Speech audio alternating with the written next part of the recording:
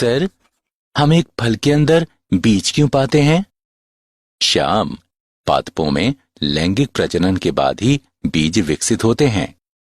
लैंगिक प्रजनन क्या होता है सर? दो युग्मकों के मिलने से एक नया जीव उत्पन्न होता है।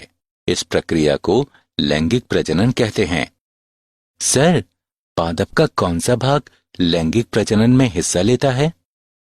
बेटा, पुष्प पादपों के लैंगिक अंग होते हैं, इसलिए ये लैंगिक प्रजनन में हिस्सा लेते हैं। ये सुंदर पुष्प फल और बीज के रूप में कैसे प्रजनन करते हैं? ठीक है, आओ हम पुष्पीय पादपों में लैंगिक प्रजनन के बारे में विस्तार से जानते हैं।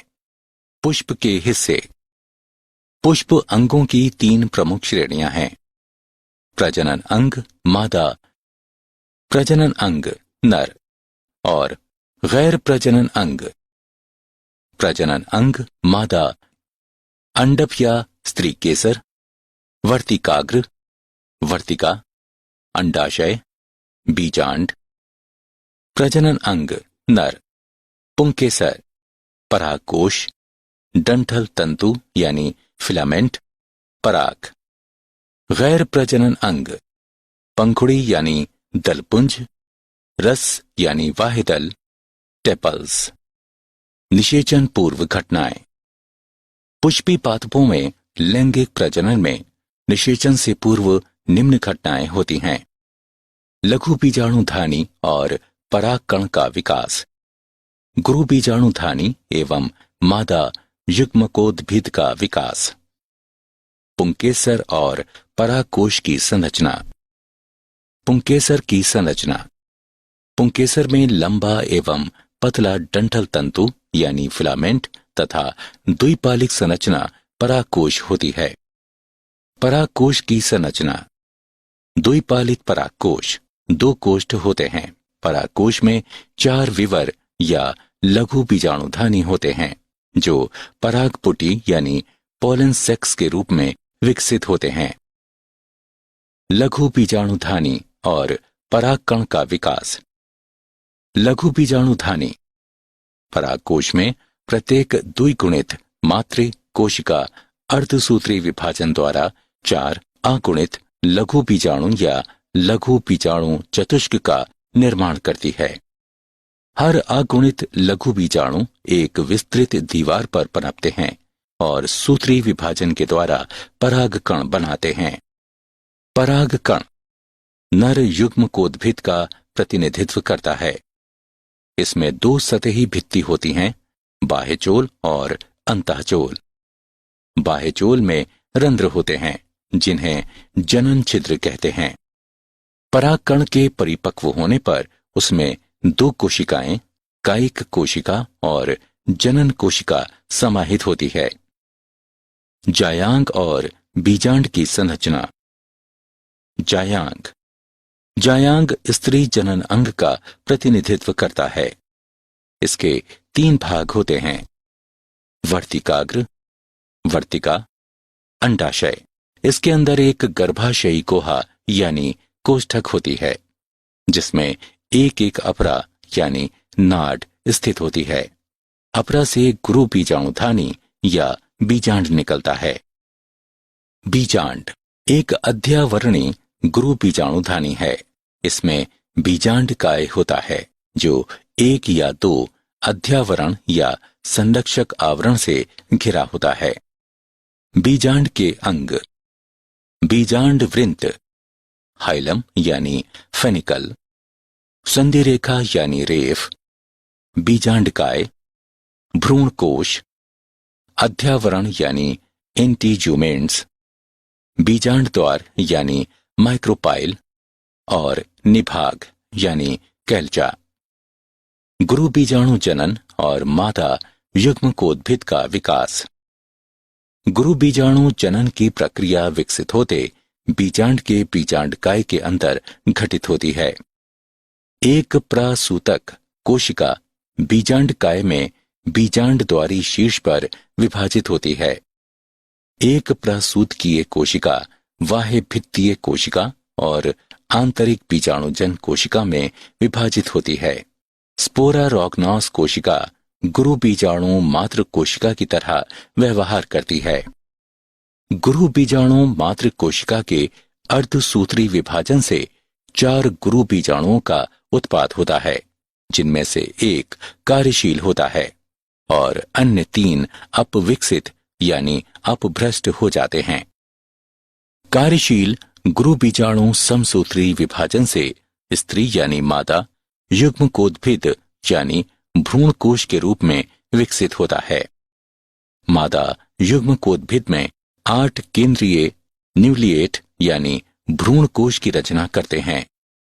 भ्रूणकोश की 3 कोशिकाएं, 2 सहायक कोशिकाएं और बीजांड द्वारी शीर्ष स्थित एक अंड कोशिका अंड उपकरण का निर्माण करती है। 3 प्रतिव्यासांत एंटीपोडाल कोशिकाएं निभागीय छोर पर होती हैं। केंद्रीय कोशिका में 2 ध्रुवीय न्यूक्लियाई होती हैं। परागण। परागकण के नर परागकोश से स्त्री केसर के वर्तिकाग्र तक स्थानांतरण या संचारण को परागण कहा जाता है। परागण 3 प्रकार के होते हैं। स्वयुग्मन यानी ऑटोगैमी, एक ही उसी पुष्प में परागकोश से वर्तिकाग्र तक परागकणों का स्थानांतरण है। स्वपरागित पुष्पों में परागकोश एवं वर्तिकाग्र एक दूसरे के पास अवस्थित होते हैं और स्वपरागण या ऑटोगैमी को सुलभ कराते हैं। सजात पुष्पी परागण एक ही पादप के एक पुष्प के परागकणों का दूसरे पुष्प के वर्तिकाग्रों तक का स्थानांतरण होता है। पर निषेचन, इसमें भिन्न पादपों के परागकोश से भिन्न पादपों के वर्तिकाग्र तक परागकणों का स्थानांतरण होता है। परागण के अभिकर्मक या कारक। परागण अभिकर्मक ऐसा कारक होता है जो एक ही प्रजाति के पादप के पुष्प में पराग को नर से मादा के प्रजनन अंग तक स्थानांतरित करता है। परागण के अभिकर्मक में शामिल हैं वायु, जल, कीड़े यानी कीट, तितली, मक्खी, मधुमक्खी और भृंग आदि, चमगादड़, पक्षी और अन्य पशु। निम्न चित्र परागण में सहायता के लिए गुंजन पक्षी की लंबी पतली चोंच और पतली पुष्पीय नलिकाओं का सह विकास को दर्शाता है। पराग, स्त्री केसर संकर्षण यानी पारस्परिक क्रिया। सुयोग्य परागण द्वारा परागकण किसी जनन छिद्र के माध्यम से एक पराग नलिका उत्पन्न करने हेतु वर्तिकाग्र पर अंकुरित होते हैं। परागकण के तत्व अंडाशय में स्थित बीजाणु बीजांड द्वारी शीर्ष तक पहुंचने के लिए पराग नलिका के माध्यम से गमन करते हैं। इसके पश्चात पराग नलिका तंतु रूप समुच्चय के माध्यम से एक सहायक कोशिका में प्रवेश करती है। दोहरा निषेचन यानी द्विनिषेचन। एक सहायक कोशिका में प्रवेश करने के पश्चात पराग नलिका द्वारा जीव द्रव्य में 2 नर युग्मक अवमुक्त किए जाते हैं। एक नर युग्मक अंड कोशिका की ओर गति करता है और केंद्रक के साथ संगलित होता है। इस तरह युग्मक संलयन पूर्ण होता है। अन्य नर युग्मक केंद्रीय कोशिका में स्थित 2 ध्रुवीय न्यूक्ली यानी केंद्रकी की ओर गति करते हैं और उनसे संगलित होकर त्रिगुणित बनाते हैं। इस तरह इसे त्रिसंलयन कहते हैं। निषेचन पश्च घटनाएं। निषेचन पश्च घटनाओं में शामिल है भ्रूण पोष का विकास, भ्रूण का विकास, बीजांड बीज के रूप में और अंडाशय फल के रूप में विकसित होना। भ्रूणपोष कोशिका बार बार विभाजित होती है तथा एक त्रिगुणित भ्रूणपोष ऊतक की रचना करती है। इन ऊतकों की कोशिकाएं संरक्षित खाद्य सामग्री से पूरित होती हैं और विकासशील भ्रूण की पोषकता के लिए उपयोग की जाती हैं। भ्रूण विकास। गोलाकार, हृदयाकार तथा परिपक्व भ्रूण के निर्माण के लिए युग्मनज प्राक भ्रूण का समसूत्री विभाजन होता है। भ्रूण की संरचना। एक भ्रूण में समाहित होते हैं एक भ्रूणीय अक्ष, दो बीजपत्र यानी डाइकोट में और एक एक बीजपत्र यानी मोनोकोट्स में। बीजपत्र के स्तर के ऊपर भ्रणीय अक्ष की प्रोटीन यानी एपिकाटील बीज पत्रोपत्रिक होती है, जो प्रांकुर या स्तंभ सिरे पर प्रायः समाप्त होती है।